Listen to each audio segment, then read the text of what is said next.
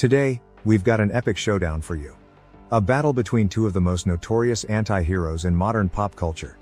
It's the sophisticated yet sadistic Patrick Bateman from American Psycho versus the dangerously charming Joe Goldberg from You, who would come out on top in a face-off of obsession, manipulation and, well, let's just say some criminal behaviors? Let's dive in.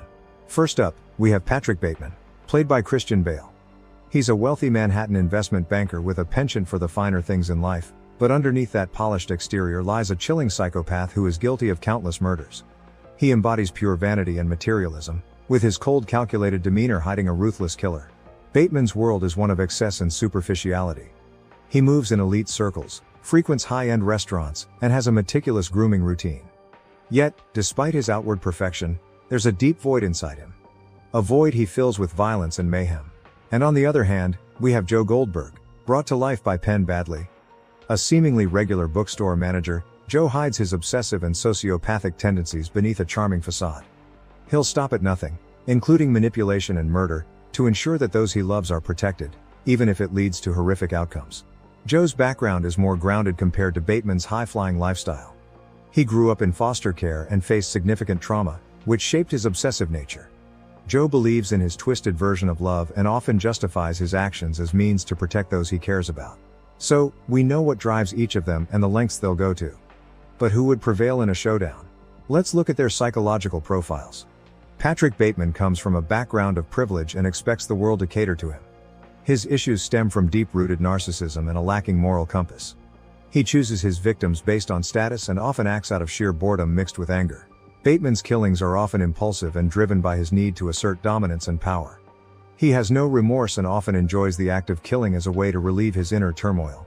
Meanwhile, Joe's motivations are deeply tied to his relationships, evolving from being neglected as a child to developing a warped sense of love and protection. His sins might seem less erratic compared to Bateman's cold killings, but they run deeper, intertwined with attachment. Joe's actions are calculated and often premeditated. He meticulously plans his moves and stalks his victims, believing that his actions are justified if they serve his twisted sense of love and protection. Now let's get into the fun stuff. Their methods of dispatching their victims. Bateman is all about the direct approach, brutally violent and often carried out in extravagant style.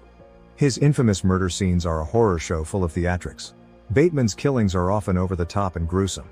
He uses a variety of weapons, from chainsaws to axes, and his murders are a spectacle of blood and gore. Joe, however, is a stealthy predator. He employs psychological tricks to worm his way into victims' lives and targets those he feels might interfere with his perfect love story. His killings are typically calculated, almost like marking a to-do list. Creepy, right? Joe's murders are more discreet. He often uses poisons, strangulation, or other methods that leave little mess. His approach is more about efficiency and avoiding detection. Now, a physical confrontation. Who takes that? Bateman thrives in spaces where he feels in control. Settings like upscale urban environments amplify his confidence. Joe, however, is adaptable, often taking fights to places where he can manipulate the environment, be it a crowded street or a secluded house. His biggest strength lies in unseen planning and strategy. Bateman's confidence in familiar environments could be his downfall. His reliance on control and power in his upscale world might leave him vulnerable in unfamiliar settings. Who would win? It's tough to declare a definitive winner. If it's a head-on confrontation in public, Bateman's raw violence might give him the edge. However, if Joe plays his cards right, his cunning could outsmart Bateman, exposing him when least expected. So, if I had to pick, in a direct confrontation, I'm leaning towards Patrick Bateman's aggression surpassing Joe's slippery methods. But in a game of cat and mouse, Joe could easily draw him in and turn the tables. Now let's dive into some theoretical scenarios. What if Bateman and Joe were to meet in a neutral setting, like an abandoned warehouse? Bateman might try to intimidate with his physical presence and brute strength, but Joe could set traps and use the environment to his advantage. Or imagine they cross paths in a crowded city.